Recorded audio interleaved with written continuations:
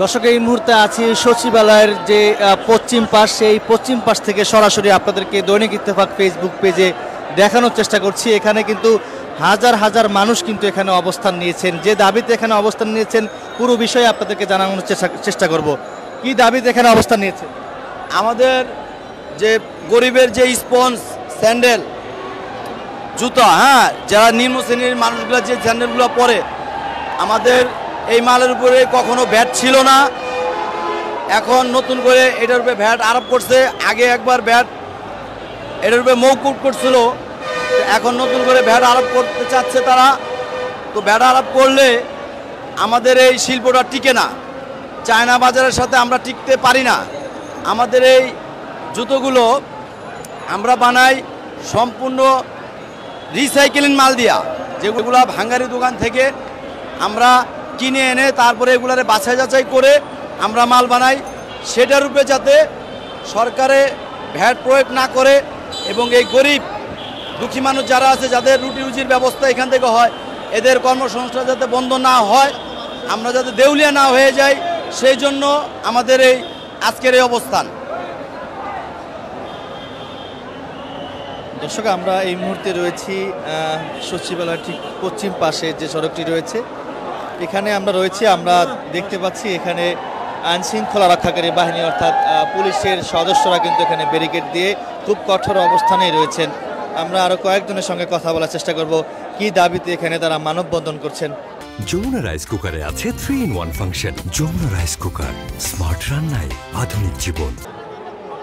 Police খুব কঠোর অবস্থানে রয়েছেন, পুলিশ ব্যারিকেড দিয়ে কিন্তু এখানে অবস্থান নিয়েছেন। কি দাবিতে আজকে আপনারা মানববন্ধন করছেন? জুতার মূল্য কমানোর জন্য, ঠিক আছে। মোলার জুতার ব্যাট দিচ্ছে না, ব্যাট কমানোর জন্য, ঠিক আছে। ব্যাট, ঠিক আছে, হ্যাঁ, ব্যাট ই করার জন্য, ঠিক আছে। দর্শক, শুনছিলেন জুতার ব্যাট কমানোর জন্য তারা এখানে মানববন্ধন করছেন। একটু আপনার কাছ থেকে জানতে চাচ্ছি, পুরো বিষয়টা একটু বলবেন। ব্যাট কমাবার জন্য আমরা আসছি। ব্যাট কিসের ব্যাট? এই যে ব্যাট বাড়াইছে না, জুতার কেমিক্যালের ব্যাটের কমাবার জন্য। এর আগে আপনারা কখনো বলেছেন, স্মারকলিপি দিয়েছেন না, তার আগে এখানে আন্দোলন করছেন? না, এখানে নতুন আছে, প্রথম।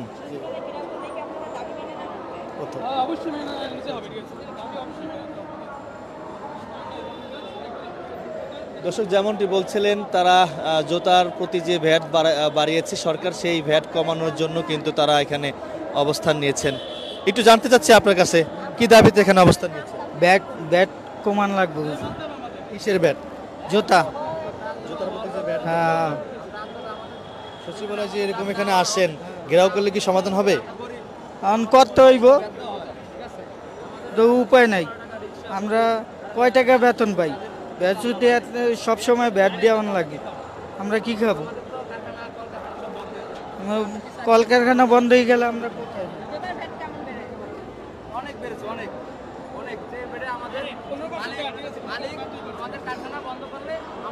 কত পার্সেন্ট ভ্যাট বাড়ছে? 15%। দর্শক, যেমনটি শুনছিলেন যে 15% ভ্যাট বাড়ার কারণে কিন্তু এই তারা কিন্তু এখানে অবস্থান নিয়েছেন। ঠিক সচিবালয় যে পশ্চিম পাশ যে সড়কটি রয়েছে, এই সড়কে কিন্তু হাজার হাজার মানুষ বা কর্মচারী যারা রয়েছে তারা কিন্তু এখানে অবস্থান নিয়েছেন। তাদের দাবি আদায় না হওয়া পর্যন্ত এই স্থান ত্যাগ করবে না, এমনটি কিন্তু তারা বলছেন। আমরা আরও কয়েকজনের সঙ্গে কথা বলার চেষ্টা করব। আমাদের সাথেই থাকুন, পুরো লাইভটি দেখুন। জুতার প্রতি 15% ভ্যাট বাড়ানো হয়েছে, সেই ভ্যাট কমানোর জন্যই কিন্তু তারা এই সচিবালয়ের সামনে অবস্থান নিয়েছেন। কি দাবিতে এখানে আসছেন?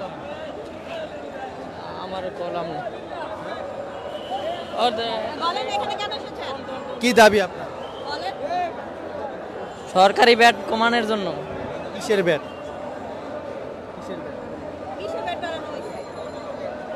এই শ্রমিকের বেতন নিয়ে সবকিছু নিয়ে ব্যাট বাড়াইছে।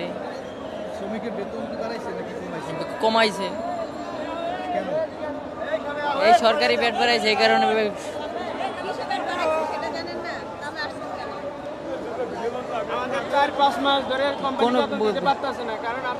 ব্যাট বাড়াই এলাইছে, এই কারণে বেতন দিতে পারতেছে।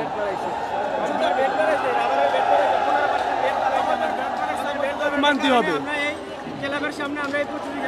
যেরকম আমাদের আগে জোতা ছিল 30 টাকা, এখন 45 টাকা করছে। এভাবে যদি আমাদের ভ্যাট বাড়ে তাহলে আমরা শ্রমিক চলবো কিভাবে? আমাদের বেতন যদি না দিতে পারছে, হ্যাঁ আমরা হাজার হাজার শ্রমিক আসছি, হ্যাঁ আগে প্রত্যেকটা জিনিস থেকে যদি এইভাবে ভ্যাট পরিমাণ বাড়ে তাহলে আগে সরকার ক্ষমতা তো ভালো ছিল, যেরকম আমরা হ্যাঁ সাপোর্ট করি বিএনপি বা জামাত যেটাই আসুক। এভাবে ভ্যাট বাড়ালে কি জন্য হয়?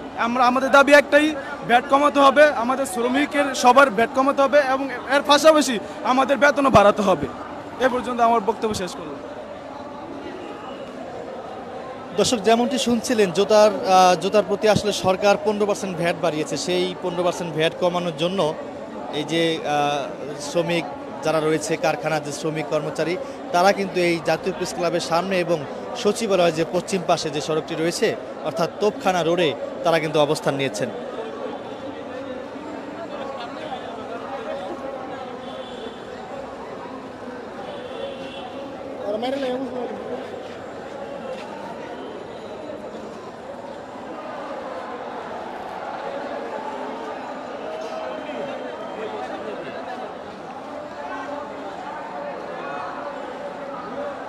আমরা আরো কয়েকজনের সঙ্গে কথা বলার চেষ্টা করব।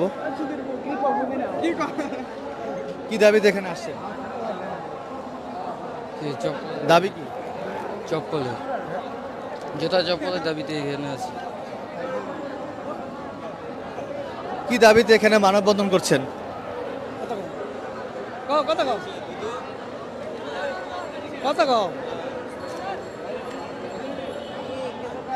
এখানে কেন আসছো? এখানে কেন আসছো? কি দাবি তোমাদের? তুমি এখানে আসছো, দাবি কি তোমার?